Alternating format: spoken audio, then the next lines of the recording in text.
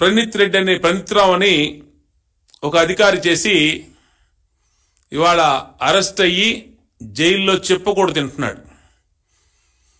అక్కడ ముఖ్యమంత్రి, అక్కడ సలహాదారుల ఫోన్లు, ఇతని దగ్గర ఉన్నటువంటి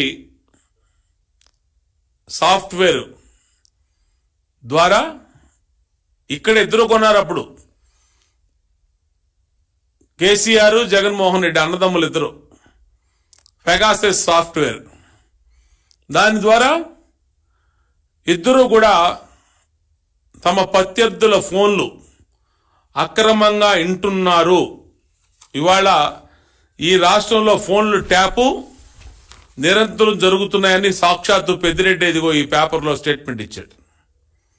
పెద్దిరెడ్డి, ఇంకొక మంత్రి అమర్నాథ్ రెడ్డి, ఇద్దరు ఇచ్చినటువంటి స్టేట్మెంట్స్ కూడా నేను ప్రెస్ క్లిప్పింగ్స్ కూడా చూపిస్తా ఉన్నా.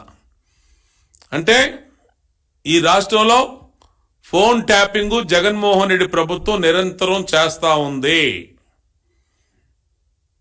మా అందరి ఫోన్లు ట్యాప్ అయి ఉన్నాయి.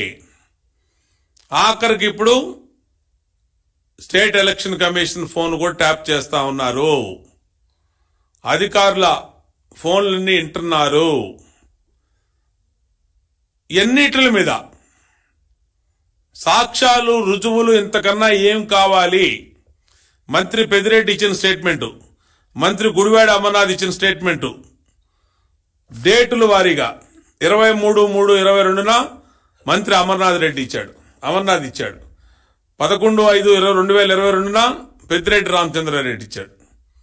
ఏమని? ఫోన్లను ట్యాప్ చేసి అరెస్ట్ చేశామని పెద్దిరెడ్డి రామచంద్రారెడ్డి, మా ప్రభుత్వం ఫోన్ ట్యాప్ చేస్తుందని చెప్పి గుడివాడ అమర్నాథ్. ఇంతకన్నా సాక్ష్యాలు ఏం కావాలి? ఎందుకు చర్యలు తీసుకోవట్లేదు? ఇవాళ ప్రైవసీని కాపాడి చట్టాలను కాపాడవలసినటువంటి ప్రభుత్వ పెద్దలు, జగన్మోహన్ రెడ్డి దగ్గర నుంచి మంత్రుల వరకు ఏదో విధంగా ఎన్నికల్లో గెలవాలని డబ్బు, మద్యం, దొంగ ఓట్లు, ఇంకా దౌర్జన్యాలు, కొల్లు రఘురామరెడ్డిని పెట్టి తప్పుడు కేసులు, ఇంకా ఎన్ని చేస్తారు? నేను అడుగుతా ఉన్నా. ఇదేనా 175/175 జగన్ రెడ్డి? ఇట్లాగైనా నువ్వు జగన్ రెడ్డి 175/175 వై నాట్ 175/175 దీనికోసమేనా? కుతంత్రాలు, కుళ్ళు రాజకీయాలు, తప్పుడు పనులతో వైసీపీ ఎన్నికల్లో గెలవాలని చూస్తుంది. దానికి సాక్ష్యాలు, రుజువులు పూర్తిగా కనబడతా ఉన్నాయి. దీని మీదే వీళ్ళని విడిచిపెట్టే ప్రసక్తి లేదు. ఎలక్షన్ కమిషన్ ఆఫ్ ఇండియాకి స్వయంగా కలిసి కూడా కంప్లైంట్ చేస్తున్నాము వీళ్ళ మీద. రిషంత్ రెడ్డి చిత్తూరు జిల్లా SP, Kollu Raghurama Reddy DIG vigilance and enforcement, Narender Reddy, Ravinder Reddy, Venugopal Reddy additional SP's, వీళ్ళందరి మీద రిటర్న్ గా ఎలక్షన్ కమిషన్ ఆఫ్ ఇండియాకి, అలాగే స్టేట్ ఎలక్షన్ కమిషన్ కూడా కంప్లైంట్ ఇస్తున్నాము. మొన్నే కొన్ని ఎలిగేషన్స్ వస్తే వెస్ట్ బెంగాల్లో ఏ విధంగా రాజీవ్ కుమార్ అనే డీజీపీని ఎలక్షన్ కమిషన్ ఆఫ్ ఇండియా విధుల నుంచి తప్పించిందో, అక్కడ సంజీవ్ ముఖర్జీ అని ఏ విధంగా మళ్ళీ మార్చిందో మనమే చూసాం. కానీ ఇక్కడ వీళ్ళకి